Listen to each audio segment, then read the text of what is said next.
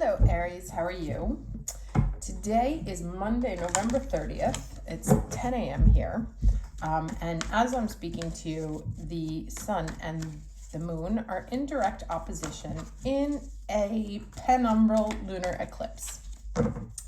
Now, I'll talk for a few minutes about the Sabian symbols, and then we'll get into the full reading. I did want to remind people I am still taking personals. If you're interested, all the information is in the description box. Now let's look at the signs. So the sun is at 9 Sagittarius, which is a mother with her children on the stairs. And Gemini is a quiver filled with arrows. Now these two planets don't really make any connections with or aspects with anyone else in the sky right now. It's kind of like a very sort of private conversation. There is a wide trine and a sextile to Chiron in Aries. And if you think about the symbols, you know, the mom with her children on the stairs, we think of things of her perhaps helping them up the stairs, helping them down the stairs, maybe tying their shoes, or perhaps even just observing them. But it's very much an image of nurturing, of caring for in a sort of everyday way. It's not like a moment of exceptional nurturing. It's something that we do every single day. It's kind of a small moment, a small energy. And then the quiver filled with arrows talks very much, and it's funny because that's, you know, Sagittarius is the archer. On one sense, having a quiver filled with arrows is prepared to go into battle, prepared to face the challenging walk ahead of you. It's also, if we look at it metaphorically or figuratively, the arrows are the things that we throw into the world, right? Our hopes, our dreams, our goals, our aims, our ambitions, our attempts. And so if we blend these two energies, what this eclipse is really about is being prepared, perhaps being called on to help others and needing to know how, being ready to teach, manifesting the learning of experiences, because the image of the mother and the child, you know, you learn to be a mother and you impart your knowledge onto your children. And then being also the idea of being comfortable to take on caring. And some other images that sort of come up to me are also how we nurture things, you know, like the mother on the stairs, and what are we doing to prepare ourselves or our dreams to be launched into the world? What daily nurturing activities are we involved in based on knowledge, based on education, based on life stage, based on choices that can allow us to make sure that our quiver is as full with the right archers possible, or arrows possible, and that at the right moment we've actually practiced enough that we know that when we shoot, the arrow flies exactly where we mean it to, because, you know, there's sort of like 3 different stages to this whole idea. There's the idea of having made the choice to get the arrows, having enough arrows, but also knowing how to use them and how to shoot them in order that they are not wasted. And part of that comes with this idea of a daily nurturing, daily preparation, daily learning, daily caring for. Okay, so that's my little astrological spiel at the beginning. Let's get into the cards here. I've been jumping up and down. Sorry. Can you tell me what is the overall energy for Aries at this lunar eclipse here? What's the overall? Okay, interesting. Learning the difference between shiny silver or shiny golden objects and gold. That's quite interesting. And it's a 7, so, you know, that's a very spiritual number. Let's see what else we have here. I want to look at the challenges.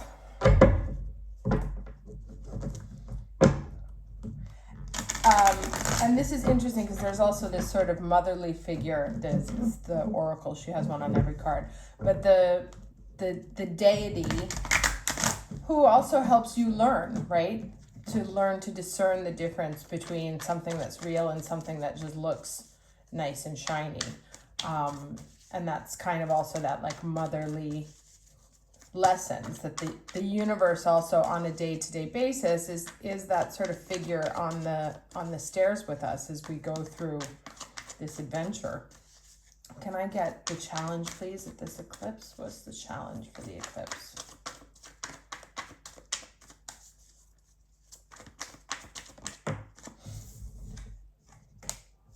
Interesting. 5 of Wands. You know, and so this is very much about everyone doing their part. Remember I said there's kind of like different stages. There's 3 people here. There's different stages to being prepared. You have to make the choice to get something, then you have to get the learning, and then you also have to learn how to shoot it. And so all of these skills, there's different phases of skill set, and they may actually come through also different people. But that it's never kind of like just one thing. The totality of the experience is made up of a multiple of different pieces that kind of fit together. And when we go through certain adventures or relationships or business things, there's lots of different pieces that you have to line up. And knowing the difference of, you know, someone who really knows what they're doing or someone who can truly be trusted, is the difference between you making this catch and not making this catch, right? And it could be the difference between staying afloat and falling. So that there's very much a question of preparation here, a question of discernment also, because we have to be skilled in order to recognize skill in others. Oh no, I don't want this card, sorry. Because without knowledge of what we're talking about, we can't understand if the person that's coming to us is as skilled as they say they are. So, you know, it's like if we're not someone who loves ourselves, we can't recognize in others what self-love and the ability to love looks like, right? So we have to have it first before we're able to discern in someone else the skills or the attributes in them that we need. So it's very much about being prepared in order to recognize preparation on the other side, right? Which is because it's that, you know, it's an eclipse and they're opposite. It's one looking at the other. So I have to have it first in order for me to be able to see it in you. Can I get the lesson, please, at this eclipse? What is the lesson for Aries? This card's been coming out a lot recently. So it's faith, humanity, and benevolence. Stay calm, trust the good in yourself and others, see the light in the world, right? So it's interesting given the fact that I was just saying, and there's all this light here, is that and in order to be able to see it, you have to be it. It's that the more genuine your own light is, the more genuine light you may see or be able to recognize. And you see she has here that she sort of carries her heart in her hands as it leaks out. I don't want to say like, it's like a fume of love, the perfume of love. And so also what you're sharing, is it authentic or is it sort of have a shiny luster on it? But it's interesting also that it says to see the light in the world, but just to make sure that the light is a real light, right? Let's get some more cards here.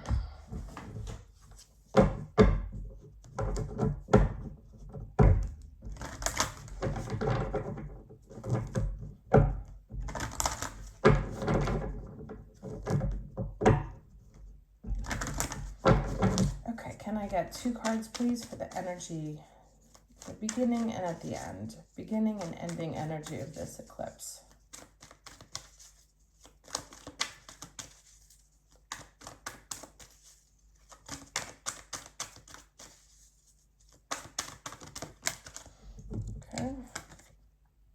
Oh, interesting. So balancing act. There's a lot of these sort of acrobatics coming up today, which is quite interesting. Let's see where else it is. Um, so it means we may actually be having a hard time keeping it together. Life may feel like you're walking on a tightrope, or that you're in the middle of trying to do these impossible acrobatics, and at any moment you could fall. And so there's also a question of trust here, which comes up again, is like to trust the lessons that you've had so far, trust that you're in a position to be able to do this. And if you do not, then to do the work, right? To focus and to continue your skills, and also trust that when it is your time to be one of those people, it will come. So not trying to rush things also. Can I get the end card, please? Here for Aries. Making a choice. This one comes up quite a bit frequently too. Yeah, so there could be some sort of, all this preparation leads you to sort of an ultimate decision of which way do I go here? Is this the right thing, or is it just something that looked shiny and new at the beginning? So we may be going through sort of an evaluation period, examining, like thinking about that mother on the stairs, like how far have my children come in learning their abilities? Is it time for them to move? Can they tie their shoes on their own? Can they walk up the steps alone? Can I get 3 cards, please, for Aries at this eclipse? Okay. All right, so tough moment. This is literally another interpretation of having your back filled with arrows, no? 2 more cards, please, for Aries.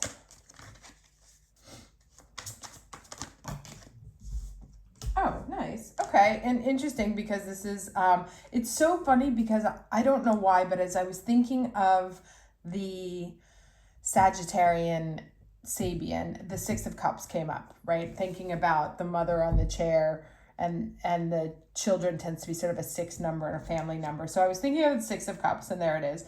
And then we have the Lovers, which is, of course, another 6, but also the Gemini card.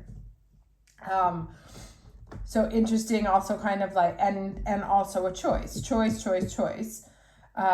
these are interesting cards here. And they're interesting also because it talks about, these two growing up. There's some sort of like childhood situation here that may be manifesting itself as an adult, or perhaps something that was young and immature has now matured into something else, which actually forces us into, so I can't move this over, forces us into a choice then of, okay, well, which way do I want to go? Am I aware of the consequences of my actions? Now that I've had all of this sort of an education, I don't know if you ever saw that movie, An Education.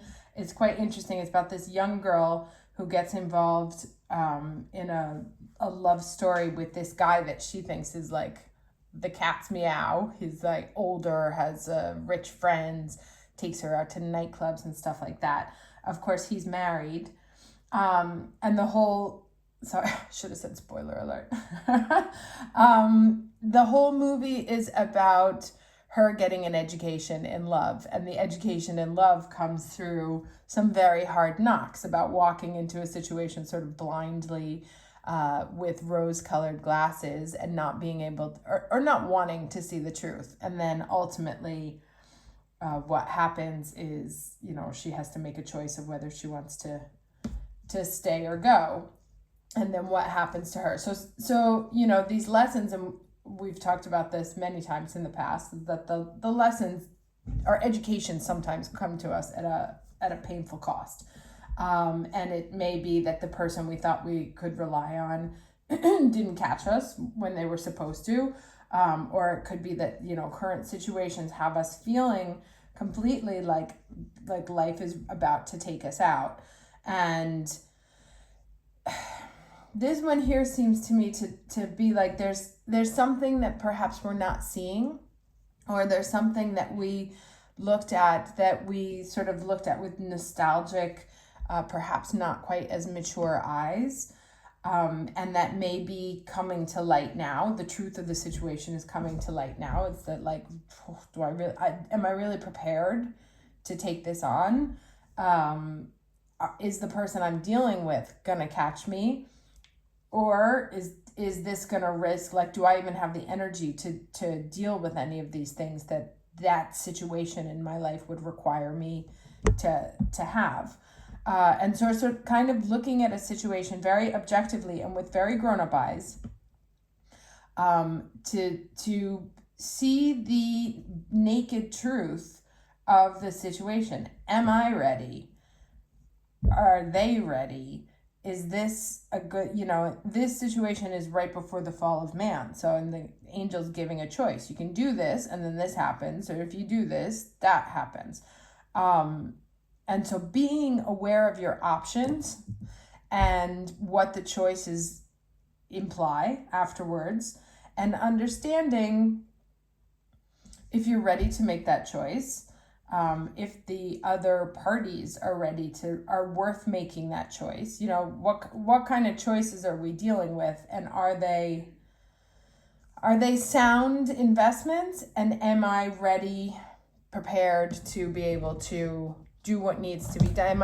Am I ready, willing, and able to face the consequences, the natural consequences of whatever this choice is? Let me get one more card. I like to bring this out when Mercury's heavy.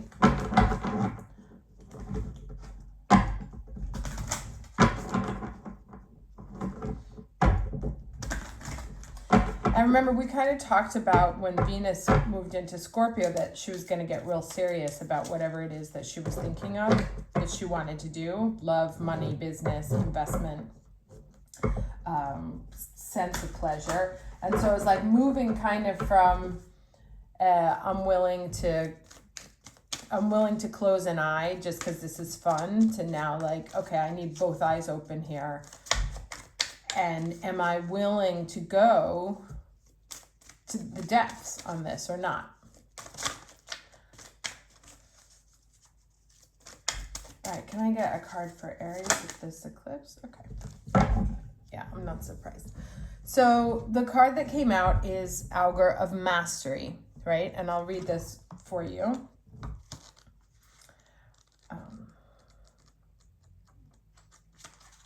Is this the first card? No, it's the second card. All right, so the ancients would often make homage to a wise person, such as an augur, to receive insight and messages in order to take appropriate action.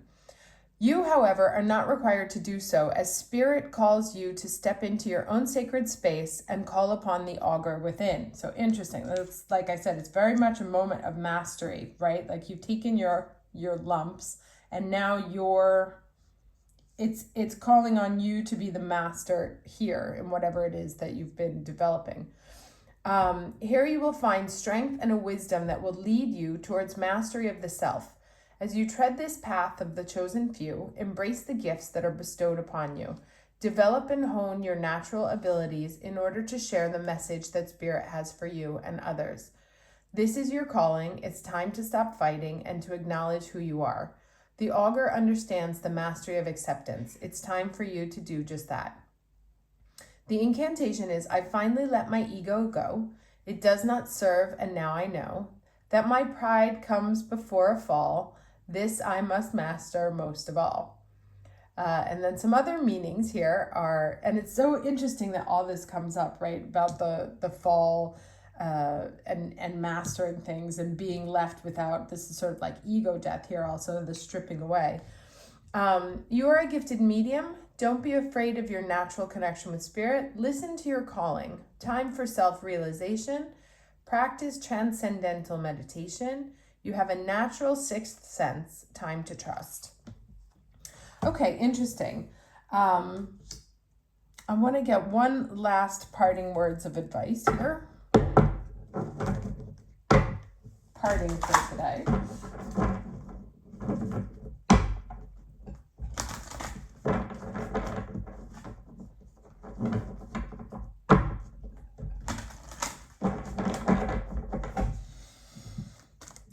And the phrase that comes to mind looking at all this is right now, it's kind of about asking the right questions. Asking yourself the right questions, but also asking the right questions from the people that you're interacting with, from your business partners, from your university professors, from your kid, from whomever you're involved in. It's about asking the right questions. All right. This one really wanted to come out. So this is the Ascended Master Katumi and Moss Agate with Sacred Ecosystem. Let's read this. That sounds quite interesting. I've never seen this card before. This says, we bring you the blessing of the sacred ecosystem. This is a gift of conscious connection, supportive relationship, and magnetism, which attracts to you the souls in need of your light. Interesting. So yeah, a lot of you may be starting to step into your own, supernatural, cognitive, clair, all the clairs, empaths, tarot, astrology. You may suddenly be coming into a place where you are no longer the teacher or no longer the student and turning into the master. Where you once may have felt as though you were not in the right place, this blessing shall now rectify that. You are meant to belong and contribute freely to your true soul community. You are destined to feel as though you have found your way home and can attract and be attracted to those that can support you and benefit from your support too.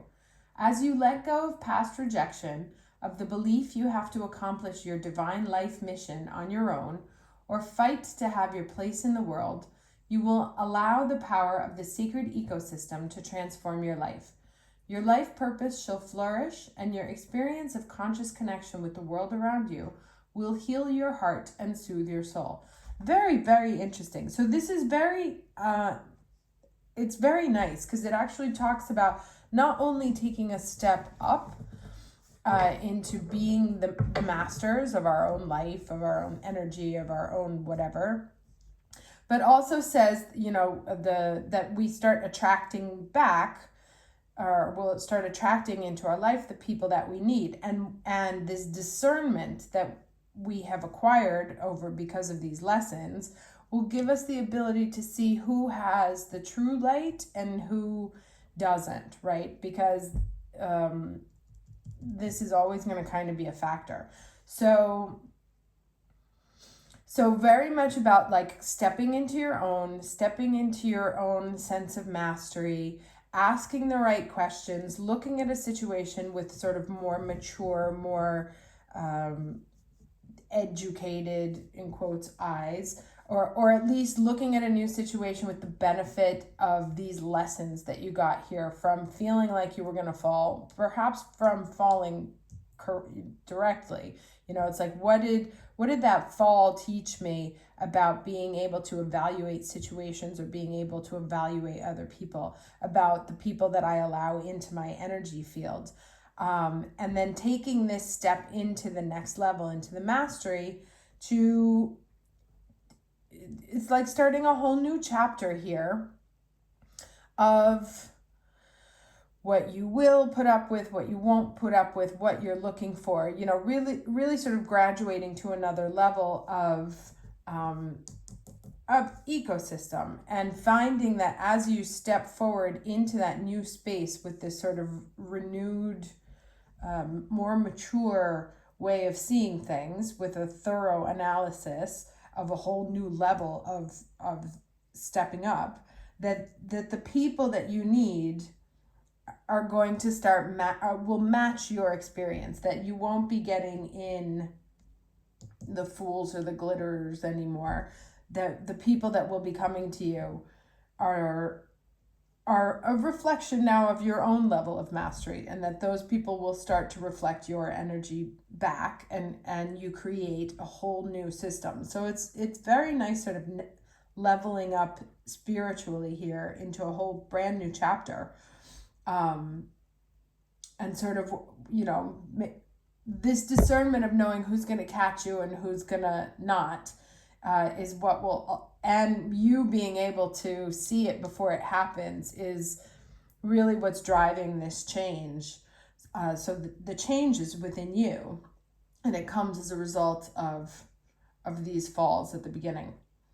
Okay, well, wishing you a very exciting and rich eclipse season, and I will be back in a couple days to do a monthly. Take care. Bye.